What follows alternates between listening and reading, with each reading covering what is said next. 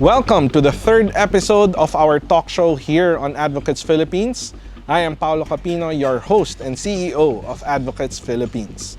We are fortunate to have the Undersecretary of the Philippine Communications Operations Office for New Media and External Affairs. She is also the spokesperson for the National Task Force to End Local Communist Armed Conflict here in the country. Ma'am Lorraine Badoy, thank you for guesting for us in our show. Hello, Paolo, and thank you for the opportunity to be heard. We just want to know Usec Badoy in a personal level and the principles that she stands for right now. Usec, who were you before 2016 and what kind of profession I understand that you were a doctor, but can you tell us more about yourself? Okay. I'm a medical doctor. Before I joined the government, my father was in public service all my life, and so I didn't want any of it because it was too hard. And I also was with the NGO of Jimmy Galveston. So all my adult life, I've really worked with the poor. But I have a clinic. That's my boogie money. But really, it's really advocacy for the poor. I'm also a writer and a runner, that sort of thing. But basically, whatever I did was on a personal basis talaga. But I saw my father was in Congress. He was also a COMELEC commissioner. When he retired, he was a justice of the Sandigan Bayan. And I saw how hard it was, so I really ran away from public service. I didn't want any of it.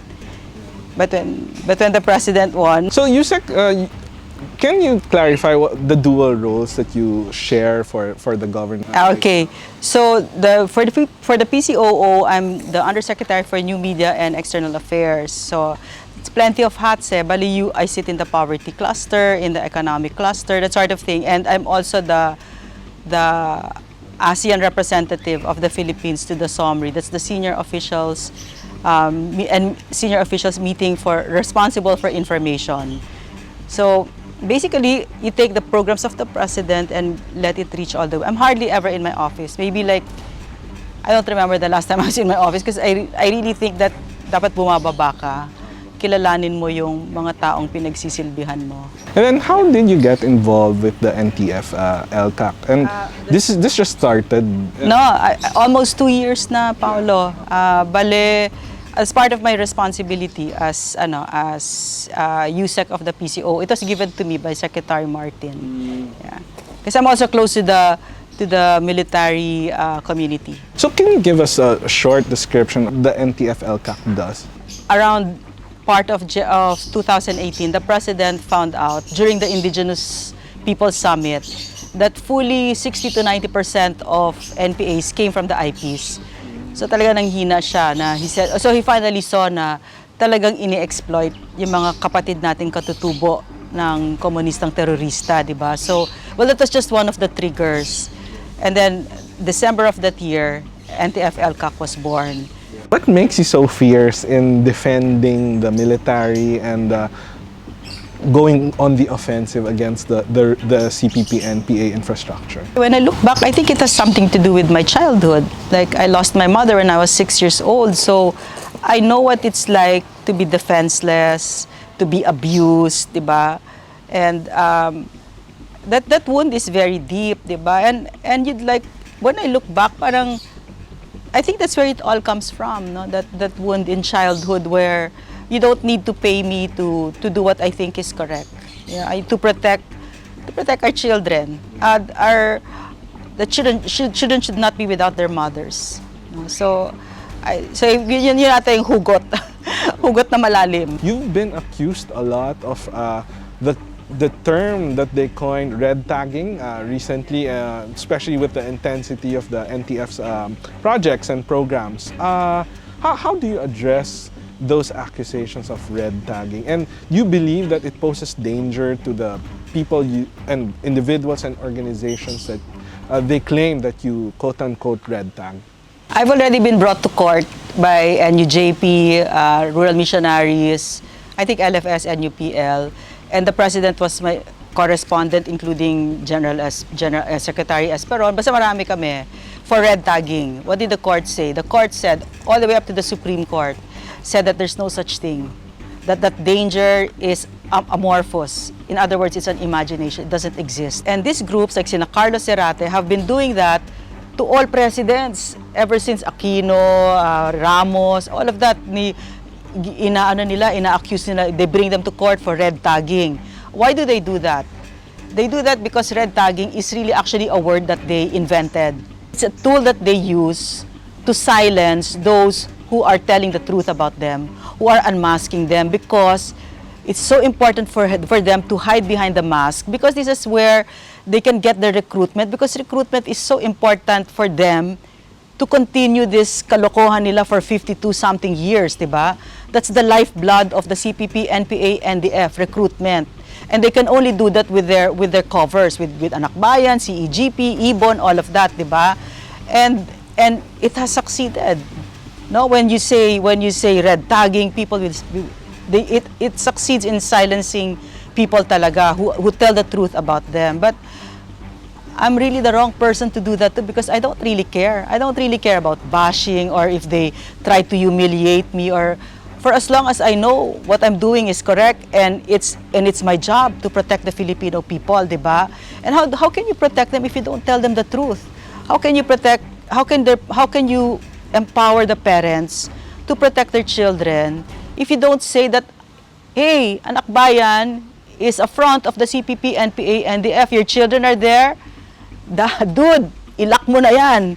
Kasi ilan ng libo ang namatay na mga anak natin, di ba? Dahil tingin ko ang gobyerno nagkulang, natakot na magsabi na ang LFS, yung gobyerno dati ang LFS, ang Ibon, etc., hindi magsabi ng totoo sa atin, di ba? So lahat tayo, kahit ako nga, hindi ko nga alam yan eh. I looked at my old, there's a feature in Facebook where this memory comes back, di ba?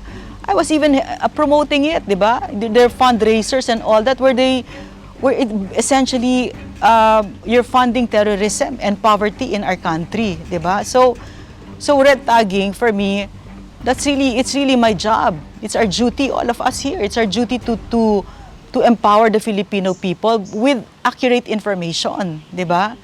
And it's really a very powerful tool also that they use to silence us, the critics, and those who tell the truth about them, which is why they've had to invent a word like that, di ba? So Usec, I can see firmly and observe firmly that you stand by all the statements that you made in the past.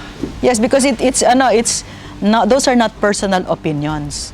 Those are the official stand of the NTF-ELCAC, which means that I'm standing on solid ground, because what's in the NTF-ELCAC? There's AFP, PNP, NBI, DOJ, all of that, diba? And this is where we call our evidence. I'm going to ask a question on the anti-terror law. You may or may not answer it, but I think it's connected. It's really connected, because they want to silence us, because that's their target. They don't want that. They don't want the anti-terror law to be implemented. Why do you think so? Oh, because they're terrorists. That will be the end of them. For instance, yung dating batas, without the anti-terror law, you could, Sara Elago could recruit, and there's nothing you can do about it. It was a really terrible law. You couldn't protect the citizens. You couldn't protect our children. But with the anti-terror law, Sara Elago will get lifetime imprisonment without any hope of parole.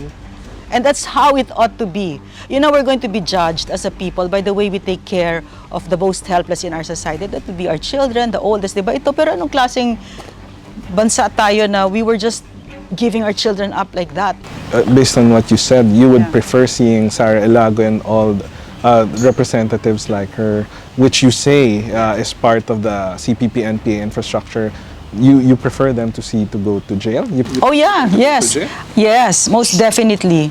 That to me is justice for all the grief and destruction they've caused our country. Most definitely, yes. Even if they are not Usec involved in the armed struggle? They are involved in the armed struggle because they are high-ranking party members of the CPP Central Committee. Which you say is the civic side is part, and these include these. Every act of terrorism by the NPA is authorized by the Central Committee of the CPP, which includes these 6 kagwangs in Congress. Usec, given all the problems that our country is facing with natural disasters and the COVID-19, how high in the priority list should the fight against insurgency should be? It should be number one. It should be right up there. Because for instance, sa COVID, what have these insurgents done? Pinapatay nila yung mga soldiers that are bringing the social amelioration program.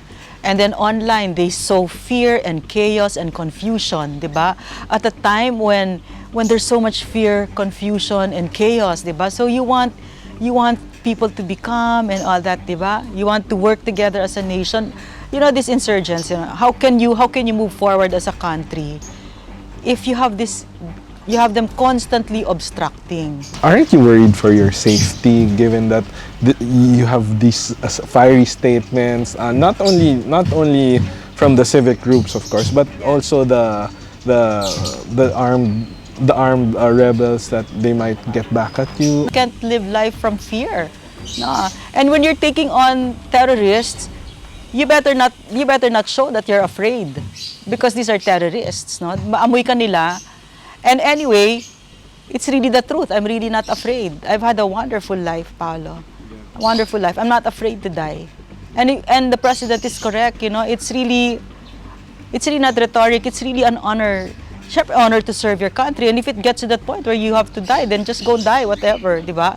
We're all gonna die. Wouldn't it be wonderful to die for your country, di ba? But of course, I don't want to die yet, di ba? Life is beautiful.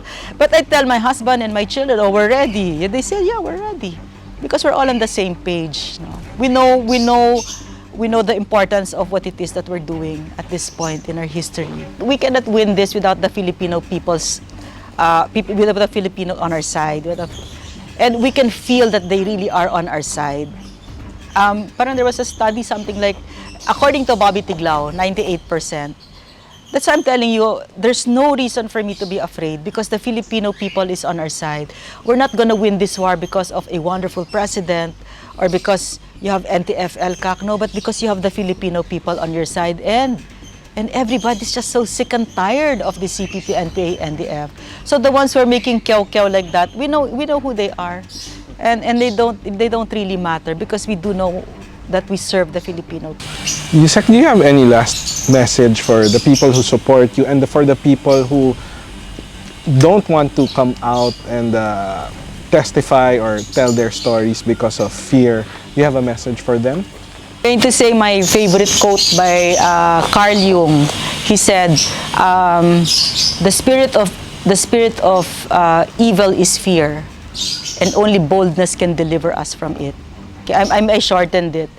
So, we live in really terribly evil times. No? That we've had this done to us, on our people, on the most helpless among us. And fear is not a luxury that any of us can afford. There's nothing to be afraid of. There's none. What's really scary is if we allow ourselves to be silenced by people like this, by terrorists like this, who have really